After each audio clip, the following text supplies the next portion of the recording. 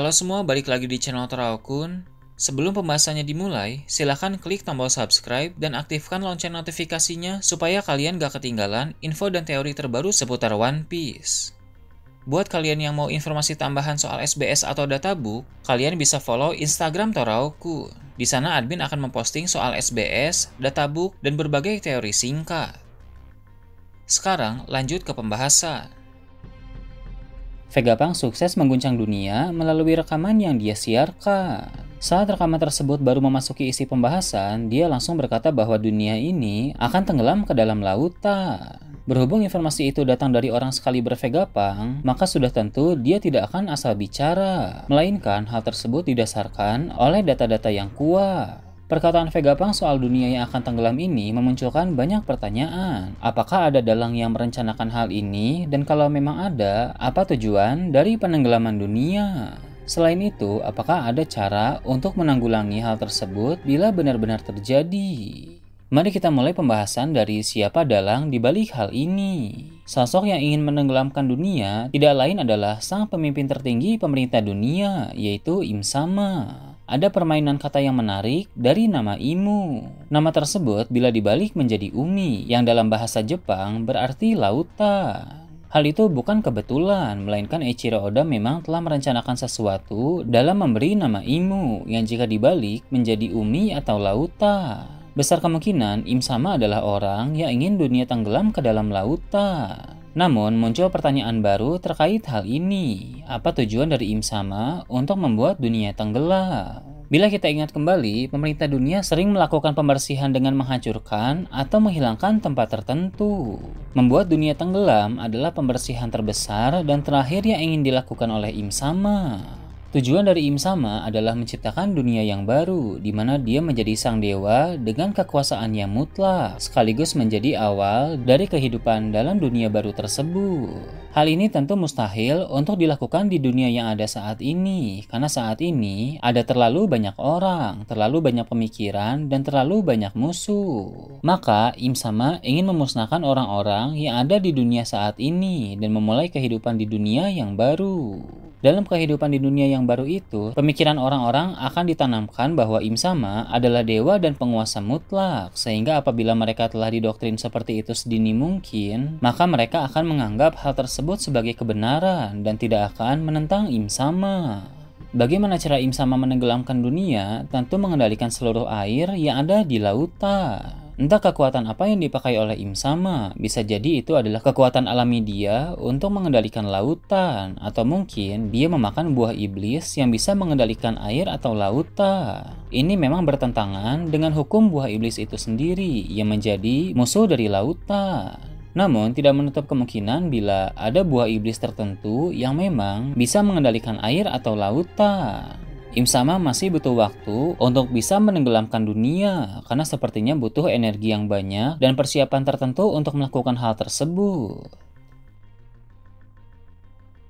Dunia baru yang ingin Im Sama bangun akan berlokasi di atas Red Line. Ketika dunia yang ada saat ini tenggelam, air laut tidak akan mencapai ketinggian permukaan Red Line. Hanya pulau-pulau dan negeri-negeri saja yang akan musnah, sedangkan Red Line akan tetap ada.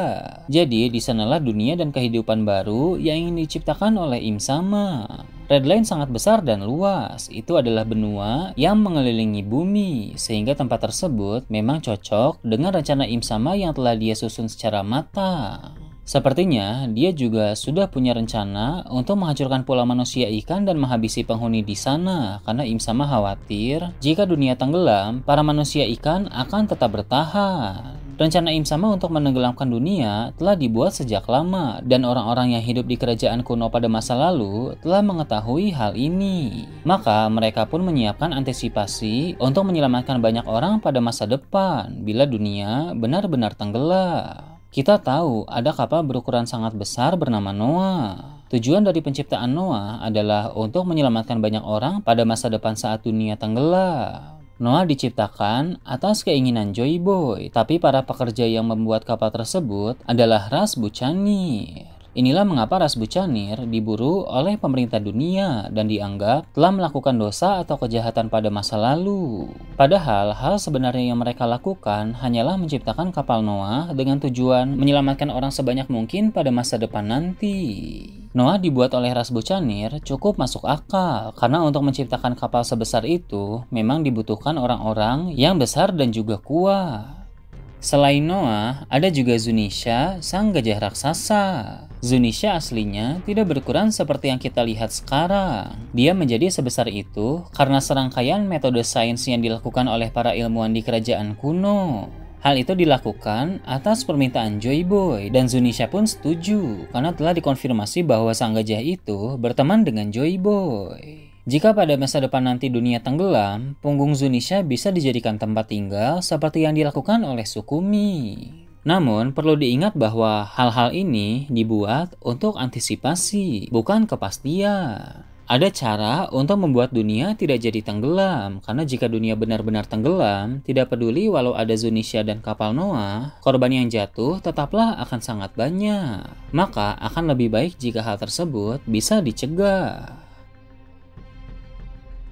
Seandainya ada cara menghentikan proses penenggelaman dunia, maka sudah pasti tokoh kunci yang akan memainkan peran penting dalam menghentikan itu adalah Luffy. Sebab Luffy merupakan pengguna kekuatan Dewa Matahari Nika. Nika dijuluki prajurit pembebasan. Sebagai pengguna kekuatan dewa tersebut, Luffy akan menyelamatkan kehidupan banyak orang yang ada di muka bumi dengan menggagalkan proses tenggelamnya dunia.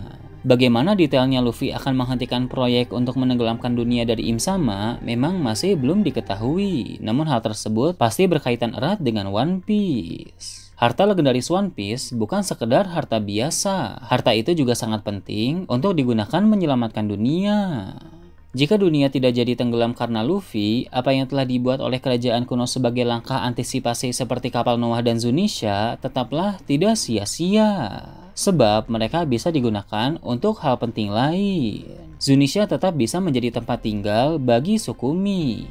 Selain itu, dalam perang melawan pemerintah dunia nanti, Zunisha bisa menjadi akses cepat untuk pasukan di pihak Luffy agar bisa langsung naik ke Mary Joyce. Caranya adalah dengan melewati belalai Zunisha bagaikan jembatan penghubung ke sana. Dan untuk kapal Noah juga tetap bisa digunakan untuk hal penting lain, seperti mengangkut seluruh manusia ikan untuk mencari lokasi tepat sebagai tempat tinggal baru mereka di daratan.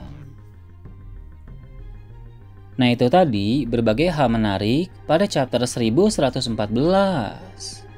Gimana menurut kalian? Silahkan tulis di kolom komentar di bawah. Oke, segitu aja untuk pembahasan kali ini. Jangan lupa like, share, dan subscribe untuk video menarik selanjutnya. Gue Toraokun, Shambles.